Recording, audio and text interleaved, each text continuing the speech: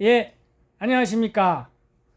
오늘은 중국발 태풍이 강타해서 쓰촨성을 완전히 초토화시키고 그 남은 태풍의 잔존 세력이 산둥반도로 올라가서 북한 쪽으로 이렇게 꺾어져 올라가는 그런 형국이라 비가 내리고 있습니다. 그래서 비는 그리 많이 내리진 않을 것이고, 어쨌거나 내일까지 비 소식이 잡혀 있습니다. 그리고 한 이틀 정도 쉬고 또 비 소식이 있는데 그 외에는 차차 보겠습니다. 원래는 지금 열대 저기압으로 인한 장마전선의 비가 아니고 태풍 세력이기 때문에 비는 그렇게 길지 않게 온다는 것이 비 예보입니다. 자, 오늘은 제가 어떤 이야기로 볼까? 어떤 스토리가 있는 역사 이야기를 할까? 어제 이순신 장군의 난중일기를 제가 1시간짜리를 올렸어요. 그런데 오늘 보니까 자면서 듣는 역사 임진왜란 풀스토리라는 오디오북 유튜브 내용, 이렇게 그림이 그려 있고 자막 읽어주는 프로그램입니다. 이것을 속도 1이 아니고 0.55에다 맞추고 0에서 2까지 되는데 중간이 1이고 0.5 맞춰서 내가 부르면서 판소리 버전으로 하겠습니다.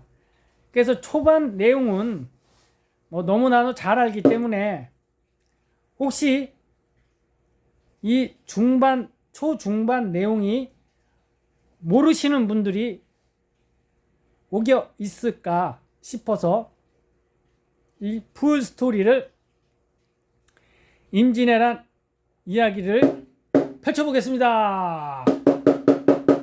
와, 1592년 봄 모든 준비가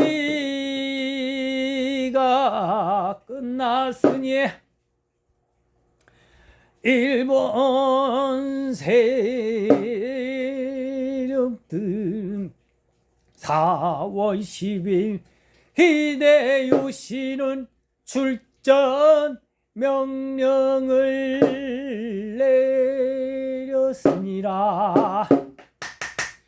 제1군부터 제9군까지 편성된 15만 넘는 대군이 바다를 건너기 시작했으니라. 제1군 사령관 고니시 유키나가 제2군 사령관 갓도 기요마사,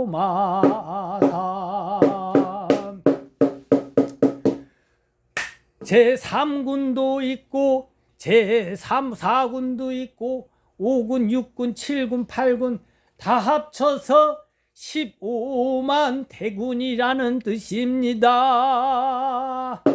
적총무장 정예병들이 700여 척으로 나뉘어 출전하니 바다 위를 가득 메운 배들이 조선을 향해 가고 있네. 그 무렵 조선에서는 농부들이 모내기를 준비하고 있었으니 아이들은 들판에서 뛰놀고 아낙네들은 빨래를 했으니라. 한양 궁궐에서는 선조 임금이 신하들과 함께 경연을 열고 있었느냐 아무도 몰랐고 바다 건너에서 거대한 파도가 밀려오고 있다는 것을. 예, 제가 임진왜란을 가만히 생각해 보니까 이 전국을 통일한 도요토미 히데요시가 우리나라 부산이 제일 가까웠기 때문에 부산진에 상륙한 겁니다. 그래서 1군부터 9군까지 합쳐서 15만 대국인데, 예, 부산이 이제 수영만, 그리고 광안리 해수욕장 있고 송정 해수욕장 있는데, 근데 지금의 부산 이쪽이 아니라 약간 밑에 이 낙동강 흐르는 강서구, 사하구, 송정, 영도구 이쪽이 옛날에 부산의 중심이었습니다. 지금의 수영만이 아니었고요. 그러니까 다대포 해수욕장, 송도 해수욕장 그 어느 지점이 이 진짜 400년 전에 중요한 항구가 되었습니다. 근데 확실은 모르겠습니다. 이 수영만으로 들어와서 부산 이렇게 좀 나오고 들어와서 이쪽에 강서구 이쪽 낙동강 하류 쪽이로 이렇게 배가 통로로 된 건지 뭐 그건 확실치 모르겠습니다. 자, 그런데 뭐 여기 쓰시마 섬을 거쳐서 왔겠죠. 그래서 제가 이 지금 잠깐 이 판소리 임진왜란을 하면서 만약 일본이 우리나라를 직접 이렇게 오지 않고 부산으로 쳐들어오지 않고 제주도에 거처를 만들었다가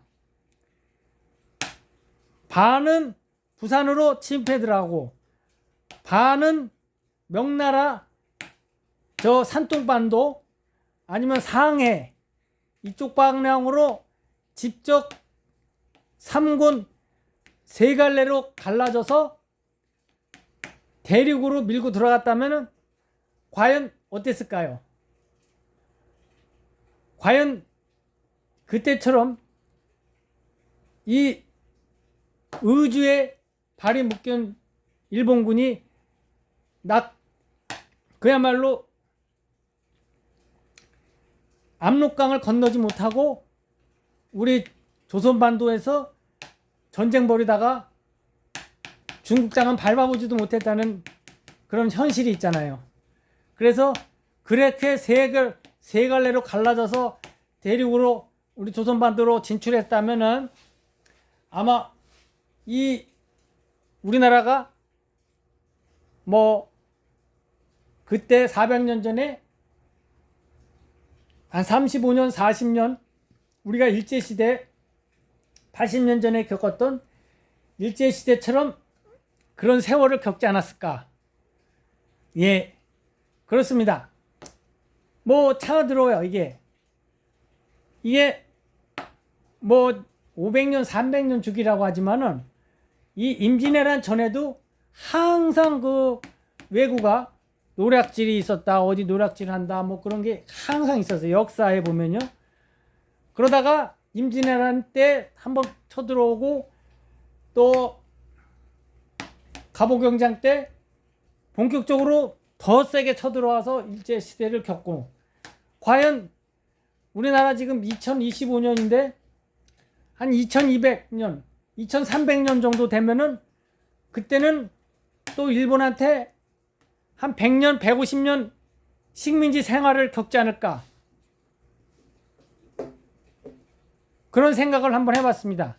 그렇기 때문에 우리가 일본이라는 세력이 대륙 중국보다 더 무섭다라는 것을 각인시키고 살았으면 합니다.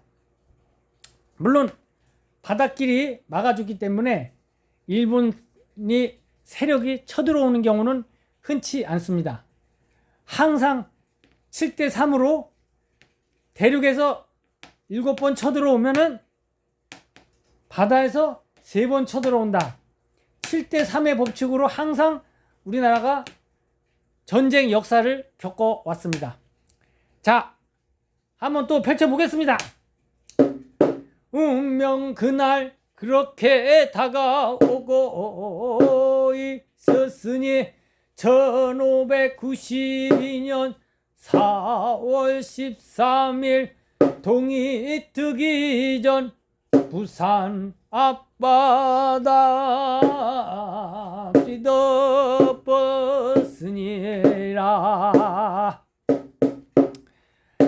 그렇게 많은 뱀이 그날 새벽 부산 진성을 지키던 병사들은 믿을 수 없는 광경을 목격했으니 수평선을 가득 메운 검은 배들이 밀려오고 있었으니라. 700여 척 군선에 18,000여 명의 병력을 태운 곤이시 6기나가 제1군이었고 해가 뜨자 일본군은 상륙을 시작했으니 부산 진성의 조선군은 겨우 1000여 명의 병사에 불과했으니라. 부산진 점사 정발은 절망적인 상황에서 사도성을 지키기로 결심하였으니 그는 투구꾼을 졸라매고 병사들을 독려하기 시작했으니 하지만 적의 숫자는 너무 많아 게다가 일본군에게는 조선군이 처음 보는 무기가 있었으니 조청이었으니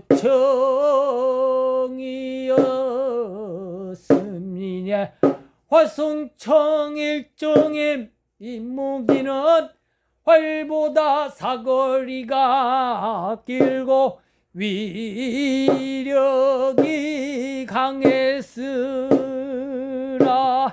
성벽 위에 서서 활을 쏘던 조선 병사들 조충탄에 하나 둘씩 쓰러졌으니라. 통제라. 전투는 처참했으니 일본군은 사다리를 걸고 성벽을 기어 올라왔으니 조선 병사들은 칼과 창으로 맞섰어 성벽 위에 피가 튀고 비명이 터져 나왔으니라. 어찌하여 이처럼 병사들은 하여 정말 점사 칼을 들고 싸우다가 조총에 맞아 쓰러졌으니 그래도 끝까지 성을 포기하지 않았으니 하지만 총과 부적 단 반나절 만에 부산 진성 함락되어 임진왜란 하면 뭐 이순신 장군, 권율 장군, 뭐 각제우 장군, 전국의 승병. 그런데 전쟁 초기에 임진왜란에 이 역사에 관심 있는 분이라면 정발 장군을 모르는 분은 없을 겁니다. 왜냐하면 아주 최초의 일본군과 맞서던 장수이기 때문에. 그렇기 때문에 이 장군이 만약에 일본군이 쳐들어왔을 때 바로 군대를 해산하고 육지로 또 어디론가 도망을 갔다면 과연 정발 장군이 역사에 남았을까? 예, 아마 남기는커녕 그 당시 아주 군법에 의해서 인전무태라는 군법 정신, 전쟁에 임했을 때 물러서지 않는다는 그 정신에 정말로 부합되지 않는 행동을 했기 때문에 아마 처참하게 아마 사형을 조정에 의해서 당했을 겁니다. 그렇기 때문에 정발 장군이 1000명밖에 안 되는 군사로 맞섰다는 것은 정말로 존경합니다. 보통 장수 같았으면 도망가거나 또는 상부에 보고해서 너무 많은 군사들이 오니 후퇴하겠습니다.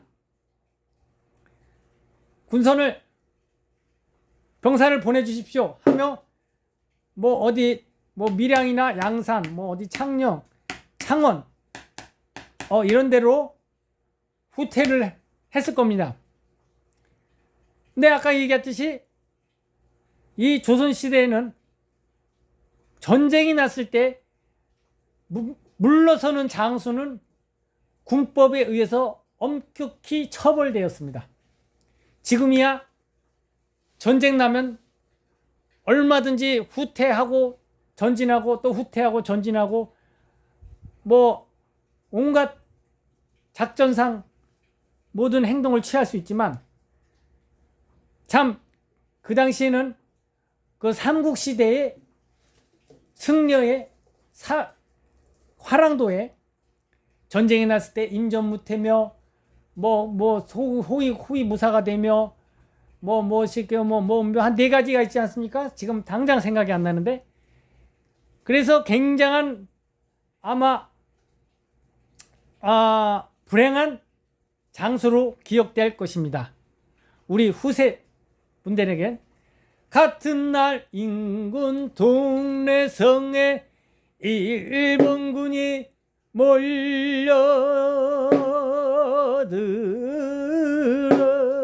몰려들었으니 동네 부사 송상효는 부산 진성 함락되었다는 소식을 들었어.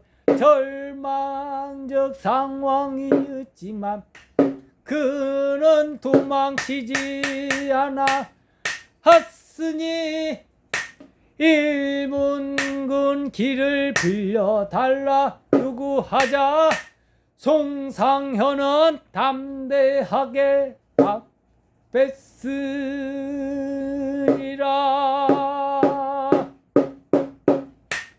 싸워 죽기는 쉬워도 길을 빌려 주기는 어렵다.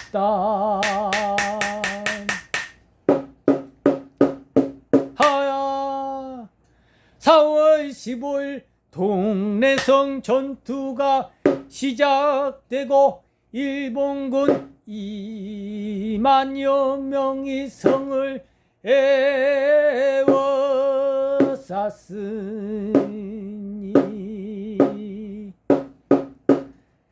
예 그렇지 않습니까? 바다를 바로 막는 사람과 그 다음에 바다에서 조금 들어가면은 성이 있죠. 옛날에는 그 큰 울타리를 아주 그냥 그래서 송상영 갑옷 입고 직접 성벽 위에 올라섰으니 일본군 파상 공격에 해석되라.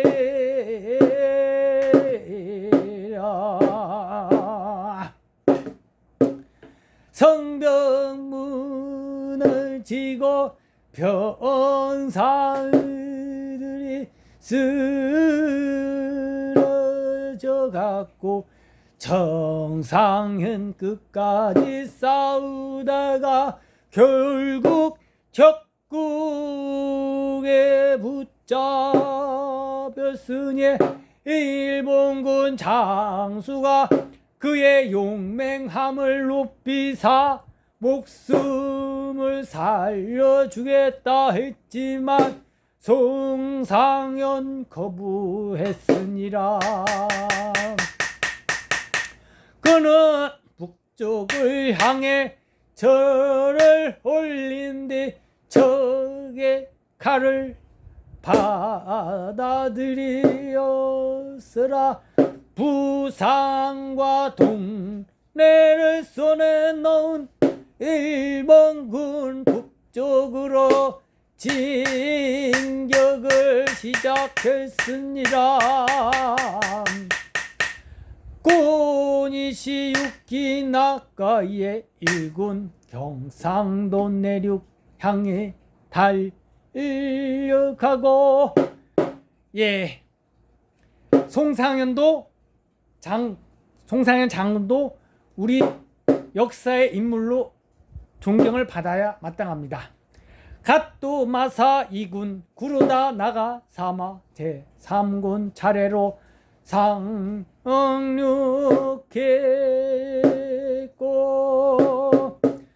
자 올라가자 북일본군 세 갈래로 나누어 북쪽 경장 좌도 경상우도 그리고 중청도를 향해 파숙지세로 밀고 올라갔으니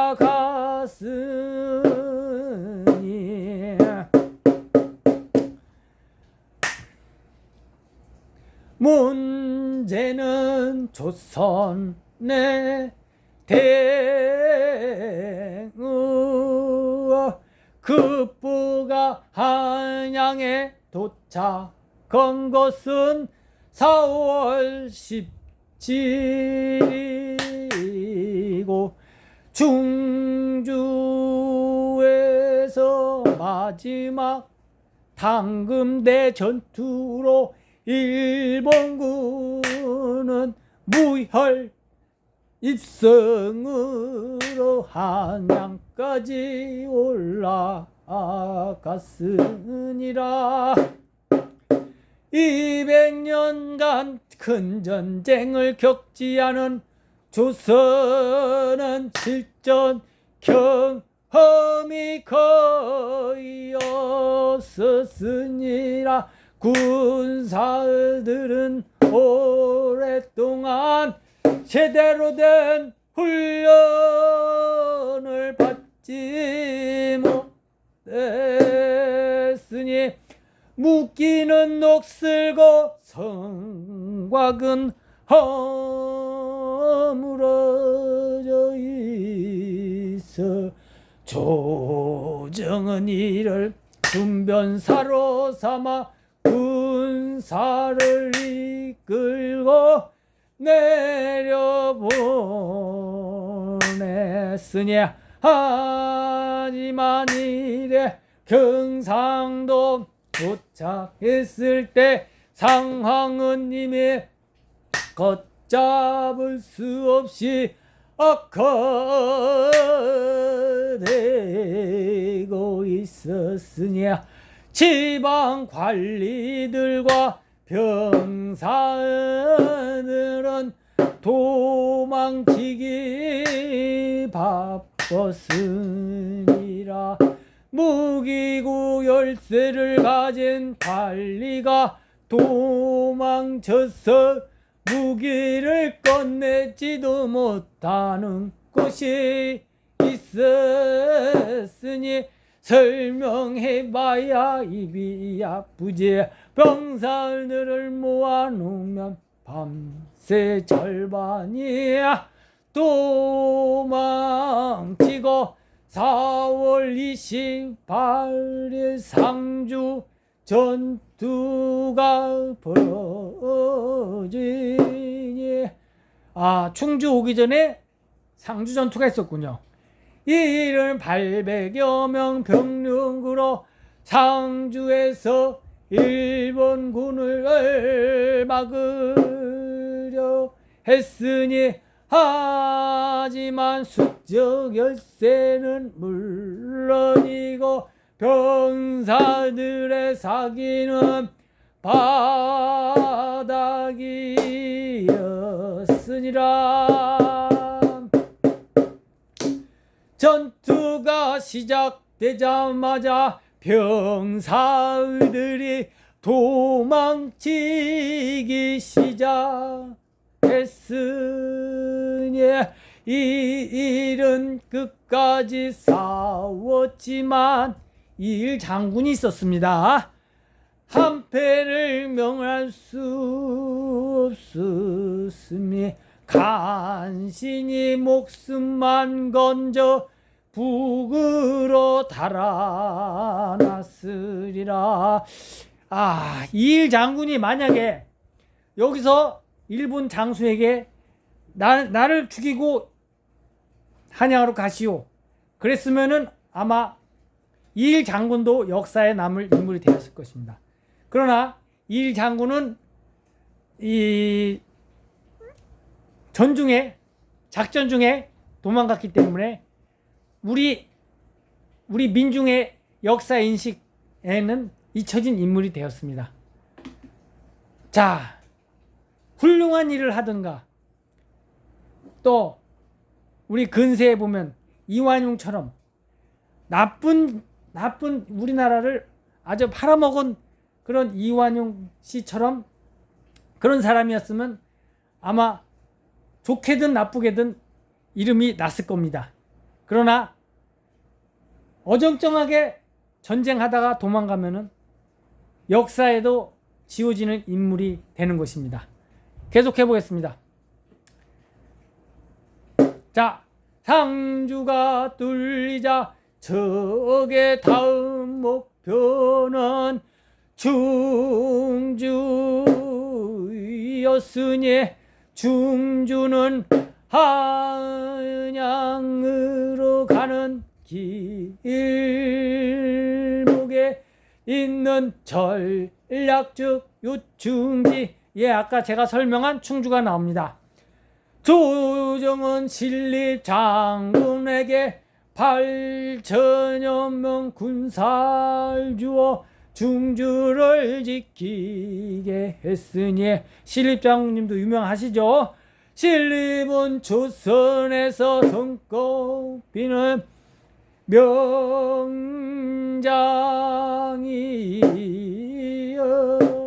명장이었으니라. 북방에서 여진족과 싸워 혁한 공을 세운 인물이나 사람들은 신립이 왜적을 막아줄 것이라 하지만 신립은 치명적인 실수를 저질렀으니, 무슨 실수를 저질렀을까요? 당금대라는 곳에서 배수진을 친 것입니다. 뒤로는 남한강이 흐르고 앞에는 넓은 벌판이 펼쳐진 지역이었으니,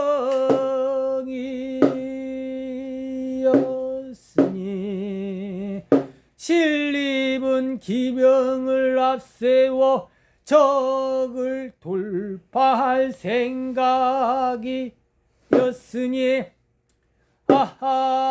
하지만 일본군 조총부대 앞에서 기병은 무력했으니, 따그닥 뛰면 그냥 총으로 총총 치는데, 말을 타고 돌진하던 조선 기병들이 조총 세례를 맞고 쓰러졌으니,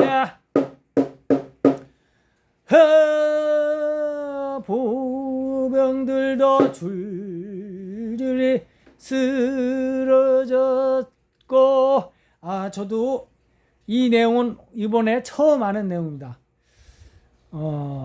정말 그 총이 없었다면은 이렇게 기병을 이용해서 적진에게 따가닥 돌진해서 그 적의 그 진영을 회젓고 다니면서 그 적을 혼란시켜서 후방에서 8,000명 군사들이 와 나타나서 했다면은 정말 해볼 만한 싸움이었을 것입니다.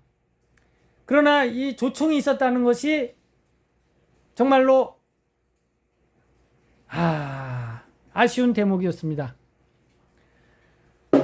강의 뒤로 막혀 뒤로 도망칠 곳 어떠웠으니 4월 29일 당금대 전투에서 조선군은 괴멸했으냐. 8천 군사 거의 전멸했으니 신립장군 패배를 인정하며 남한강에 뛰어들어 목숨을 끊었습니다. 예, 이렇게 전쟁에 지면은 이렇게 물에 뛰어들어 죽거나 적의 칼에 맞아 죽거나 그래야 이름이 납니다. 이렇게 도망치거나 어디 숨거나 군대를 해산하면은 정말 아무것도 아니죠. 한양을 지키는 마지막 방어선이 무너진 것이요 소식이 한양에 전해지자 궁궐은 아수라장이 되었으니 선조 임금 다급하게 신하들을 불러 모았으니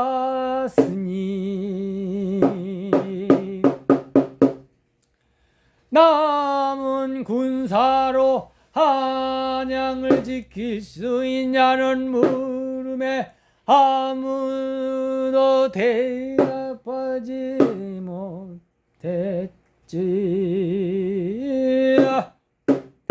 이미 수도를 지킬 병력이 없었으니 결국 선조는 파천을 결정하고 도성을 버리고 북쪽으로 피난 가겠다는 것이라. 5월 2일 밤 비가 내렸습니다.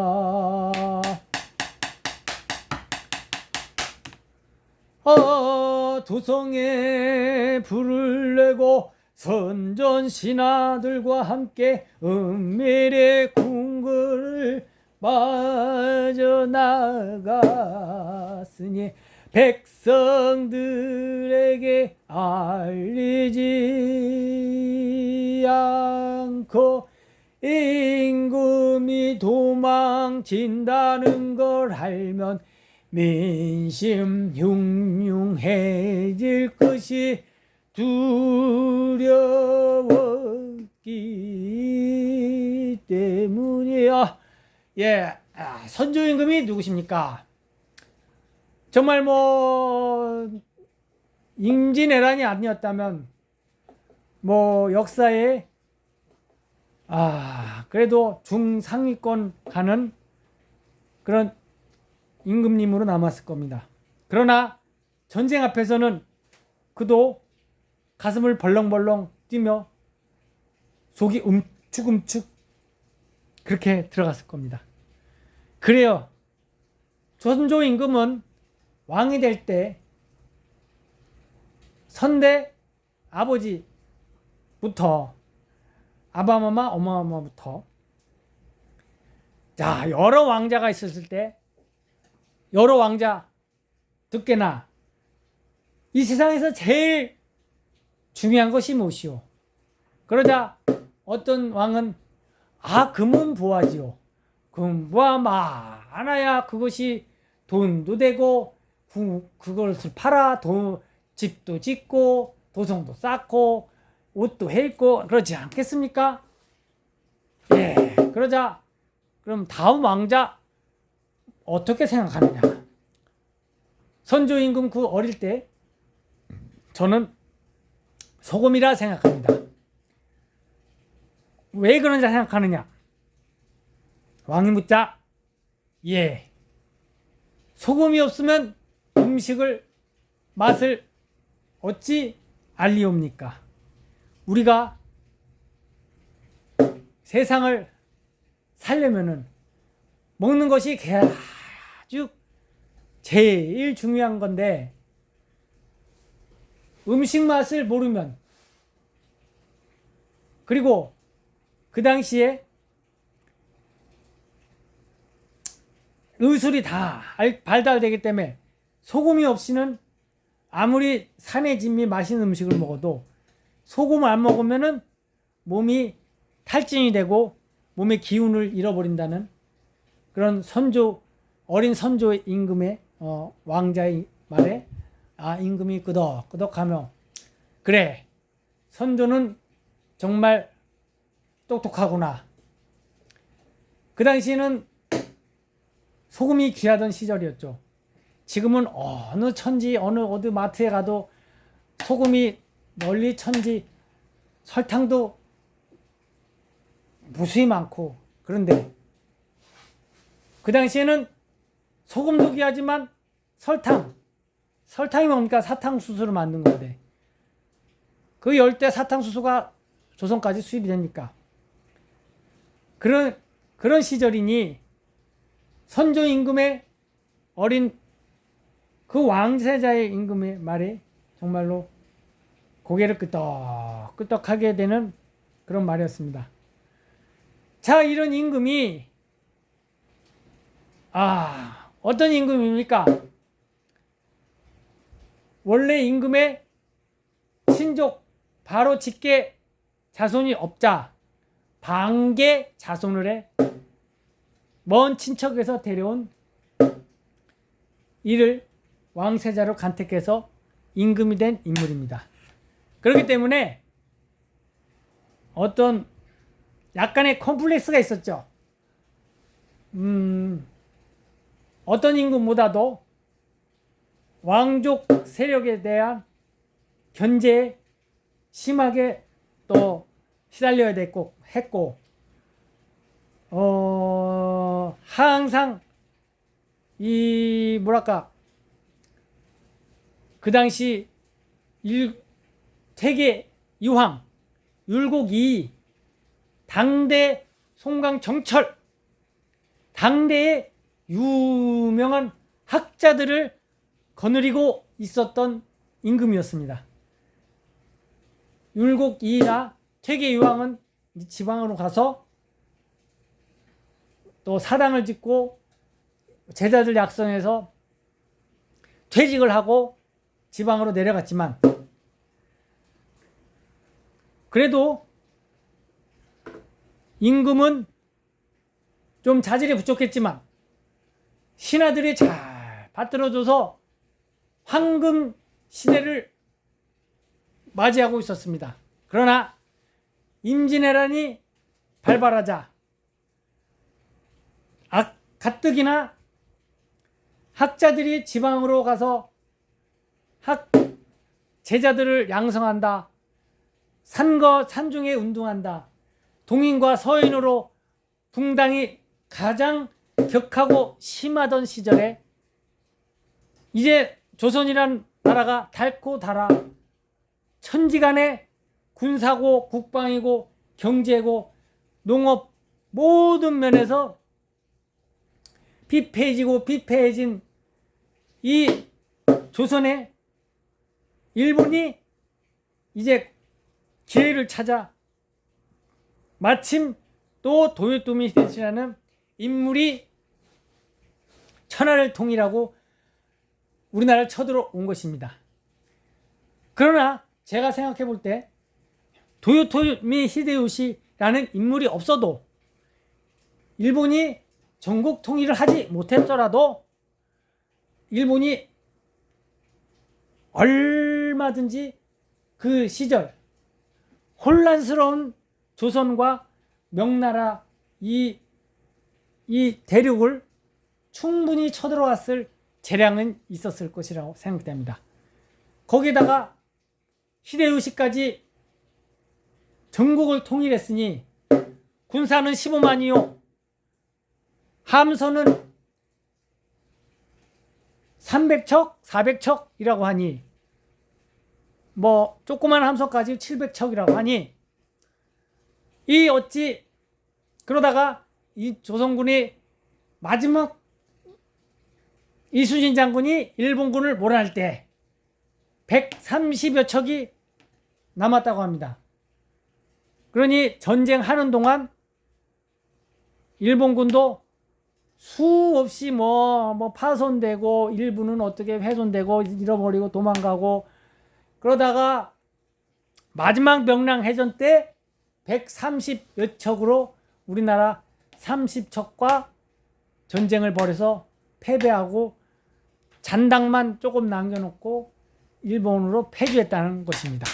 자, 또 한번 보겠습니다.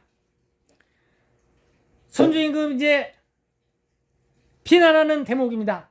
어둠 속에서 임금 행렬이 시작되어 선조 얼굴에는 피와 눈물이 뒤섞여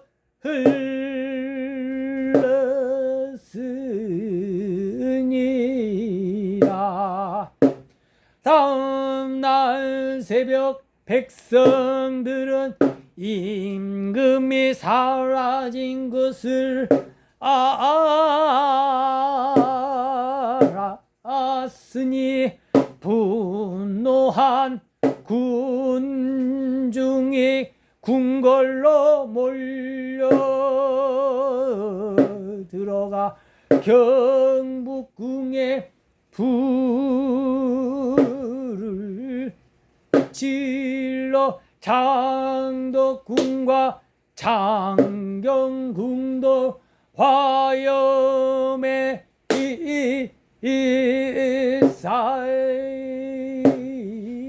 쌓였음. 궁궐에 보관돼 있던 노비문서 불타 관청도 약탈. 백성들 분노는 외적이 아닌 자신들을 버린 임금에게 향했으니 5월 3일 일본군 선봉이 한양에 입성, 부산에서 한양까지 단 20일 걸렸으니 이것은 조선 조정이 상상조차 하지 못했던 속도라. 돌본건 장수들은 텅 빈 한양 궁궐에 들어섰으니라. 불에 끌린 기둥들 사이로 제가 흩날리라. 고니시 육기나 갓도마 사오는 누가 먼저 한양에 입성했느냐를 두고 한 편피난 길에 오른 선조의 행렬은 비참했으니라. 폭우가 쏟아지는 가운데 진흙탕길을 헤쳐나가 제대로 된 호위병력도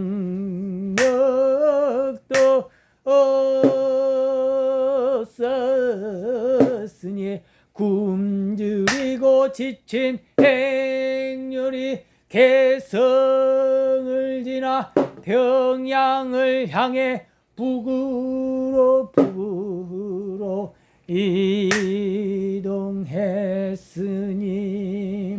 신하들 중에는 임금 행렬을 떠나 고향으로 돌아가는 자들도 있었으나 6월 일본군은 평양까지 점령했으니 2달 만이 아니오.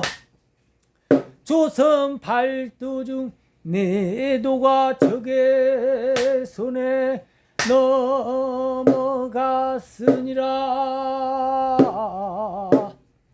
경상도, 충청도, 경기도, 황해도, 그리고 평안도의 일부까지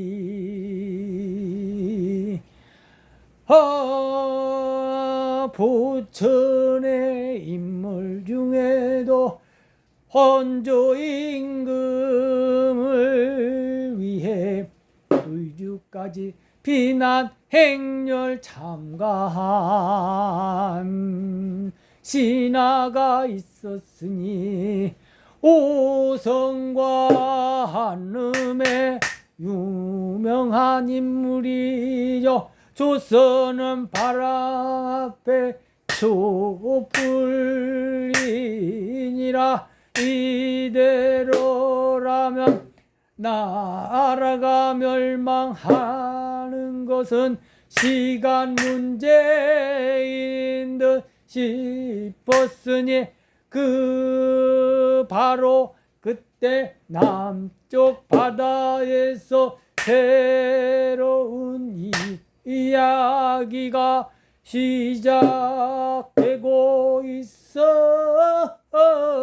있었으니라. 전라좌도 수군 절도사 이순신, 그는 1545년 한양에서 태어났으니라. 조선 수군을 무가에 급제한 후 여러 관직을 거쳤지만 출세는 더뎠고 강직한 성품 때문에 상관과 충돌하는 일이 잦았고 억울하게 파직을 당한 적도 있었으니 1591년 전라좌도 수군 절도사로 부임한 것이 그의 운명을 바꿨으니 그때 나이 47이었으니 어떤 분들은 이순신 장군이 전라 자수사로 바로 입성해서 해군에 거기 꿈의 직장 아닙니까? 그런데 따뜻한 또 남쪽 바다이고, 그리고 정말 지금의 진해에 가면 모든 군사 배들이 거기 있듯이 옛날에는 전라 자수형이 최고의 그 해군의 은거지였습니다. 자, 근데 처음에 이순신 장군이 30대 중반 이후에 함경도 그 두만강 끄트머리 불과 80년 전 100년 전에 정말 김종서 장군이 개척한 4군 6진 그 지역이었습니다. 그러니 수복된 그 땅에 참 뭐 여진족들도 얼마나 많았겠습니까? 그러게 그 추운데 그 함경도 땅에서 고생하다 정말로 그 지역을 잘 정말 맡아서 하니 조정에서 그래 자네 수군 한번 맡겨보거나. 보통 장수 같았으면 아니 지금 우리나라 수군 육군은커녕 해군도 없는데 아니 해군을 맡아서 제가 무엇에 쓰겠습니까? 반려하겠습니다. 이 명령 거두십시오 했을 텐데 이순신 장군은 바다를 지키는 것이 육지를 지키는 것보다 몇 배 더 효율적이다. 물론 배를 건조하고 군사들을 양성하는 것은 매우 힘든 일입니다만 아무튼 어떤 내용으로 펼쳐질지 보겠습니다. 이순신 부임하자마자 전쟁 준비하고 조정에서는 전쟁이 없을 것이라 분위기 우세하고 이순신은 생각이 달랐으니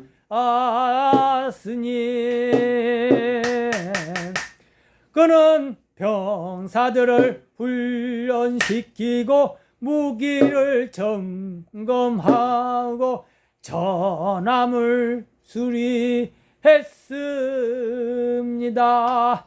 예, 그야말로 제가 아는 바에 의하면은 이 거북선, 판옥선이라는 것이 이순신 장군 시절에 처음 건조된 것이라고 생각되지만 이것이 최초는 200년 전 조선을 건국한 태조 이성계가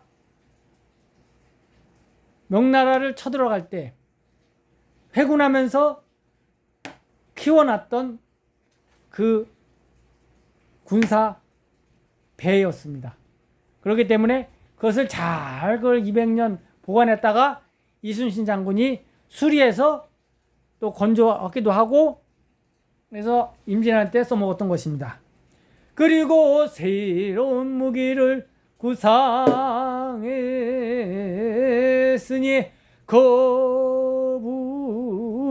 거북선. 예, 맞아요. 판옥선은 많았는데 거북선은 이제 최초라는 거죠. 200년 동안 판옥선 시대가 있다가 지붕을 덮어 적이 뛰어들지 못하게 하고 지붕 위에 철가시를 박아 방어력을 높은 배였으니 예, 여기 아주 멋있는 거북선과 판옥선과 이순신 장군과 병사들이 포를 쏘는 장면이 배 위에서 찐 그림으로 펼쳐집니다. 기한 전함으로 1592년 4월 외적 침입했다는 소식 전라도에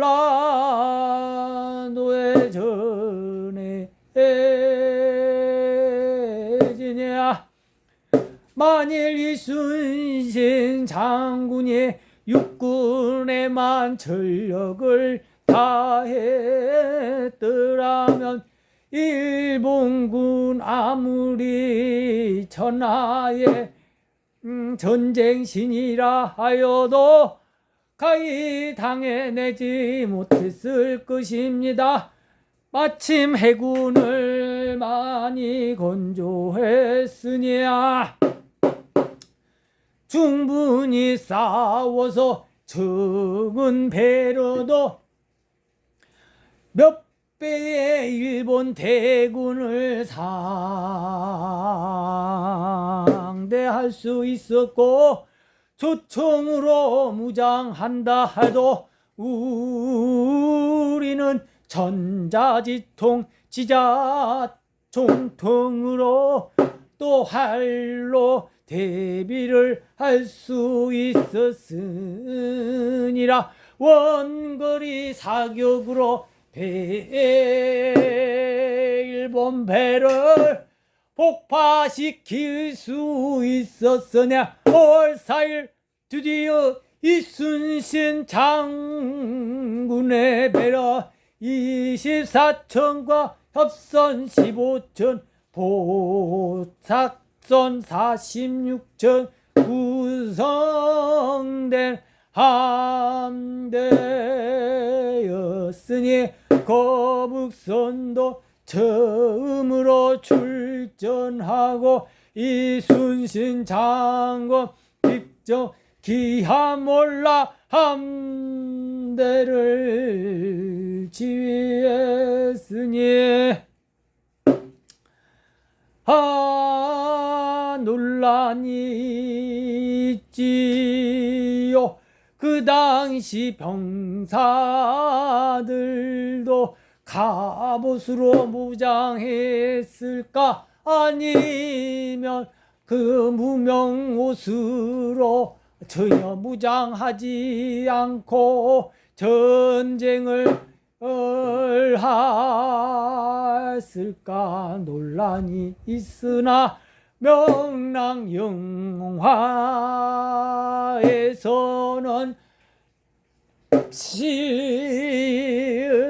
노전은 신하들만 빼고 갑판 위에서 전쟁하는 병사들은 갑옷을 입고 전쟁을 하는 장면이 있습니다. 어찌됐건 5월 7일 이순신 함대는 거제도 옥포 앞바다에서 일본 수군을 발견하고 적선 50여 척이 청박해 있었으니라. 이순신 공격 명령을 내리었으냐. 조선 수군의 전함들이 일제히 포문을 열었으니라.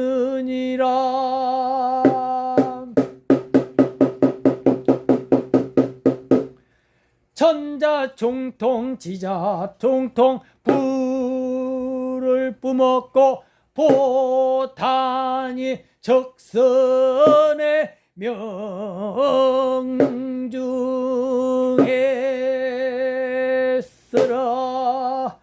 나무가 부서지고 불이 붙고 일본 수군은 당황했고, 일본군은 접근점을 통해 전선에 올라타 칼과 조총으로 우리와 근접전을 펼치려 하였으나, 이순신은 철갑으로 무장한 거북선을 저 일본군 함대로 몰고 들어가 사방에서 포탄이 나오게 하여 일본군 전함을 완전히 사방에서 나오는 포에 박살나게 하였으니 조선 수군은 판옥선에 탄 병사들에게는 일본군이 접근전을 못하게 하였으니 해전에 이순신 적선을 26척을 파했으니라. 신립 장군이 말을 타고 적선에 급히 뛰어들어가 적군을 요동하게 만든다는 그러한 작전과 비슷합니다. 합포해전, 적진포해전에서 연달아 승리했으니라. 이순신 4번 출전할 때마다 적선을 여러 척씩 침몰시켰으니라. 해전에서 지는 법이 없었으니 그의 명령은 점점 퍼져나가 명성이 높아지니 6월 가장 유명한 여기 그림이 나옵니다. 이순신 장군이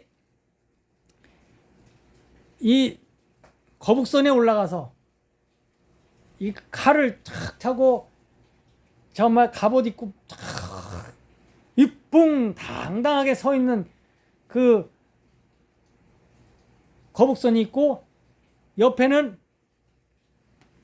또 포를 다른 배가 있고 이게 판옥선입니다. 네, 판옥선을 굉장히 좀 보잘것없이 그랬지만 하여튼 그 주변 바다에는 일본군 적선이 불이 그냥 활활 타고 있었습니다. 또 저 멀리에도 보면은 판옥선이 있죠.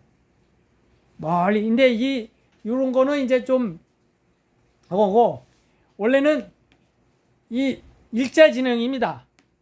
적선도 일자 진영, 우리도 일자 진영. 그런데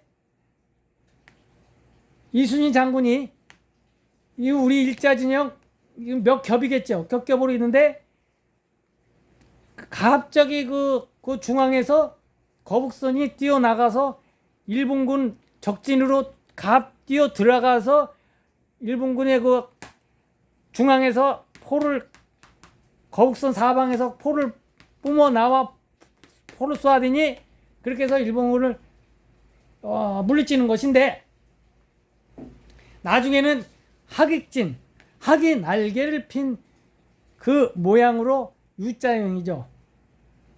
W자일 수도 있고 그 학익진 형태로 하니 일본군이 그 많은 적선을 가지고 있음에도 우리가 둘러싼 면적이 크니까 거기서 포를 막 쏴야 되니 일본군은 당황할 수밖에 없는 거죠. 그러니까 가능 면적을 좁으니까. 그것이 맨 나중에 원래 일자진행인데 왜 학익진이냐? 율돌목에 나와서 마지막 명량해전이 그러면 율돌목에 나오면 꽉도 뭉쳐있을 것이 아닙니까? 그러면 학익진 전법으로 이렇게 서 있다가 포를 막 쏘고, 물론 다른 해전에도 학익진 전법이 있고, 그러니까 적은 숫자로도 일본군의 130척을 대응했던 것입니다. 자, 6월 가장 유명한 해전이 당포와 한산도 대첩, 전쟁 난 지 2달 아닙니까? 2월 1일 당포 해전, 이순신 적선 20여 척을 격파하고 이 전투에 거북선이 큰 활약을 했습니다. 지붕 덮은 거북선 적의 화살을 막아냈고 용머리에서 뿜어내는 연기가 적을 혼란케 빠뜨렸으니 절같이 그러나 용머리에서 연기 나온다는 것은 사실 불가능하지 않을까요? 그 당시에는 연막탄이라는 게 있습니까? 뭐가 있습니까? 겨우 불을 떼거나 화약을 해서 좀 연기 나오는 거 좀 있을 텐데 거북선에서 연기가 나오고 불을 뿜다 용머리에서 나온다는 것은 조금 과장된 이야기인 듯 하고 현실성 없어 보입니다. 하지만 결정전동은 전투 그 뒤에 펼쳐지니 7월 8일 한산도 앞바다 이순신 일본 수군 주력 함대 출동했다는 첩보 입수했으니 오늘은 이만 마치겠습니다. 비가 많이 오는데 대비 철저하게 하시기 바랍니다.